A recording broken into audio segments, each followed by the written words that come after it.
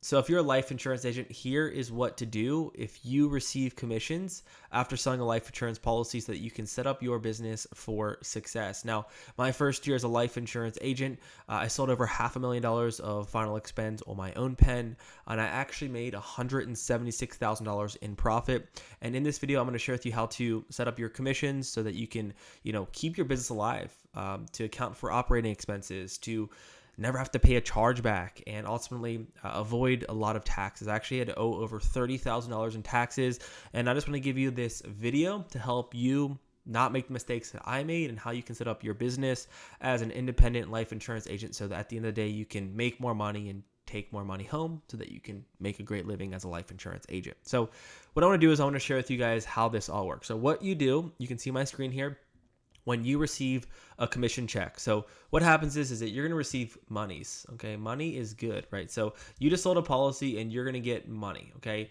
Now, what do you do with that money? Here's what I would do. Again, I am not a financial advisor and I'm not an accountant. So I'm just sharing you what I did to help myself and, how you can set up your life as a life insurance agent. So what happens is you get paid from the insurance company. Okay, cool. Then that money is going to go into, a bank account. Okay. This bank account is going to be typically, and make sure you want to have an LLC and you want to have a business bank account. Okay. Do not combine your personal versus your business bank account. And that bank account is going to be under your LLC name. Okay. Now think of this business bank account. If you run out of money, if you go to zero, you are no longer in business. Okay. So you must feed the business first before you pay yourself. Okay. This is the biggest thing. The goal is to stay alive longest. The goal is to be in the game. The goal is not to just pay yourself a ton of money for 3-4 months and then you lose then you have no more money left and you can't keep the business alive. So here's what you do. Once you get paid, you want to make sure that the money goes into your business bank account inside of your LLC, and you want to have this separate from your personal finances. Now you're going to go ahead and you're going to have to keep this business alive. So you're going to allocate based off two things. So some of your money, I'd say around 30% of your money, you want to keep in that business account as operating expenses. These are your marketing dollars, okay? These are your lead costs, okay? These are your system costs. These are all the costs to keep the business alive. Because if you don't have the money to keep the business alive, then you can't take home any money, and you can't take home any money for taxes to pay Uncle Sam. So the biggest thing is that when you get paid, you want to take 30% of those dollars and you want to keep those in your business bank account, equating for all of your operating expenses. Now, the 30% eventually will come down after you get more back-end commissions, but the biggest thing that you want to acquaint for is that you want to live off of the 30-day cash, okay? Now, let's say you sell a policy. This is important. You sell a policy, let's say it's $1,000 premium. You're going to receive your commission rate times that by your advance, which is a 75%, depending if it's simplified issue or guaranteed issue. The money that is expected to come in month 9, 10, 11, 12, that is invisible money. That money does not matter. That money will eventually come on the back end, but you don't want to equate for when you're doing these equations of any of the money that is not yours yet. Okay. This is all your money. You want to live off of the 30-day cash. That extra money that comes in on the renewals, you can eventually add into this equation, but the goal is to live off the 30-day cash. Okay. So you have 30% going into your operating expenses to keep the business alive. Now, secondly, you want to take at least 20% of that money that comes in. You're also going to keep that inside of your business bank account for chargebacks. Now, here's the key when it comes to chargebacks. This is a way that you can never have to pay for chargebacks. So when chargebacks happen, the last thing that you want to do is go back into your savings or your business bank account and pay off your chargebacks. So this is why you want to outright or outsell your chargebacks. So you want to outsell your chargebacks, okay? So let's say you have a $1,000 chargeback with Mutual of Omaha. The goal is to never have to use your chargeback bank account to pay for that. So what you want to do is, as fast as you can, is sell another Mutual of Omaha policy or whatever you sell to get that chargeback off to zero. Okay. So let's say you sell a policy and then it's worth $1,000. That cancels out, and now you no longer have a chargeback with Mutual of Omaha.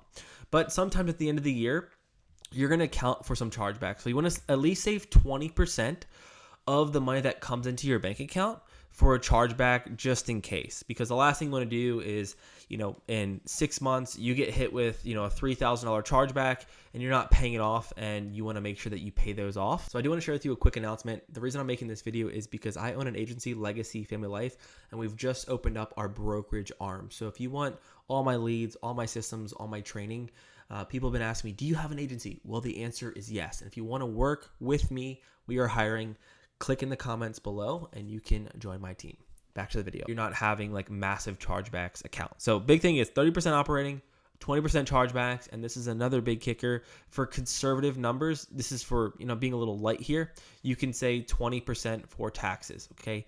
Now I want you to understand you are now a 1099 contractor. This could be anywhere from 20 to 30%, depending on what your liability is or your tax bracket. Again, I'm not a tax professional, but I would at least count for 20 to 30% being for your taxes, okay? Because you are 1099, okay? Now, here's a basic understanding of what taxes look like at the end of the year. So let's say you've profited. So what you're going to do is you're going to take on all your commissions. So let's say you make $100,000, okay? $100,000, right? In commissions. Then you take all of your operating expenses and any of your chargebacks. And let's say after all that, you have $50,000 in expenses. What happens is at the end of the year, you're left with, let's say, $50,000 in profit, okay? $50,000 in profit, okay? And I would recommend, side note, I would use, we use QuickBooks. QuickBooks, I'm not a sponsor, but QuickBooks is a great place where it actually connects it to your business bank account in your LLC, and it handles all the transaction. It can see when the expenses come out, and then you can see what your income is. You can see how much money you make at the end of the year. But at the end of the year, this $50,000 is what's called your net income. Okay, this is your net income. So this is what actually you are going to be paying taxes on. So the higher this number, the more money that you're going to pay taxes on.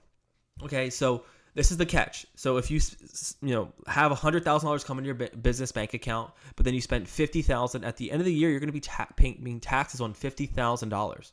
So you're going to take that number and multiply that anywhere from 22 to 30%, and that is going to be what you owe the IRS at the end of the year for taxes. Okay, just because you're a business owner doesn't mean you can't escape taxes, and this is why you want to have the bucket of at least 20 to 30% of your income that is going to stay in your business account for taxes at the end of the year. The last thing that you want to do is have to go into your savings account, personal savings, and then have to pay taxes. The best thing is have the money saved in your business account. So at the end of the year, when Uncle Sam says, I need my money, you have that money allocated and prepared. Okay. So the big thing is you want to make as much money as possible, but you also are trying to find this balance of like, I also want a good amount of expenses, because the more expenses, it lowers my net income, which means less net income means I don't have to pay the IRS as much, but have that allocated. Now, the third thing that you want to prepare for is your actual take home income. Okay. This could be anywhere from, depending on how you're allocating, 30, that's 50%, another 70% here. That's going to be about 30% of your income. Now, here's the catch. Okay. When you are a life insurance agent, you want to just set yourself like a monthly budget, okay? The goal, again, guys, is to live. The goal is to keep this business open. And the more money that you take away from that business is the more money that, the less money or oxygen it has to stay alive. So a lot of people play this business wrong. Yes, we want to make a ton of money. Yes, you want to pay yourself 10, 20 grand as a business owner.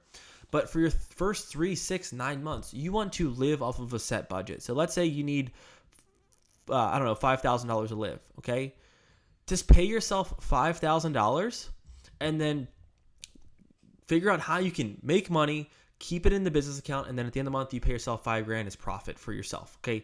Or then eventually you start getting some of those back-end commissions. Then some of those, renewals or residuals start kicking in. And then eventually you have more oxygen for your business. But the goal is to build your business bank account up to have a few $100,000, to have $50,000, so that you can have a monthly budget that you can take out that pay your bills. So what people do is they get it wrong. They want to pay themselves first.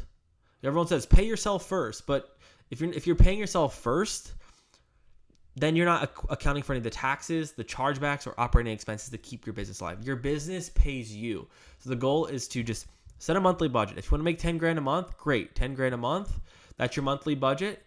Well, then you have to backtrack how much you got to save for taxes, how much you need for chargebacks, and how much you need for operating expenses, which allows you to think backwards on what you need to sell, what you need to earn, how much commissions you need coming in so that you can make 10 grand a month.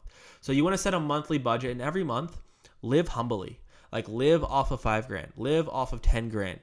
Don't just pull from the business because that business is your oxygen. So this is just the basic framework that I would use, is that if I have money, I would have the money come in into my business bank account, my LLC, then I'm going to have that money being saved for my operating expenses, at least 20% for my chargebacks. And hopefully, like, let's say you don't have to pay that 20% on chargebacks. And great thing is you can take the 10%, let's change my color here. Let's say you don't have to pay money, like you don't have to pay at the end of the month.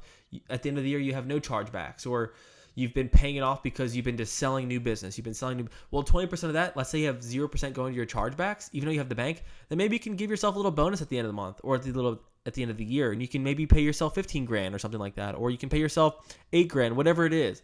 And you can start pulling from it as long as the business is safe first. As long as the business can thrive, survive, then at the end you pay yourself. So that is how to do it. Quick little breakdown, and most importantly, if you do this, you'll succeed, and you'll know how to pay yourself to earn a great living as a life insurance agent.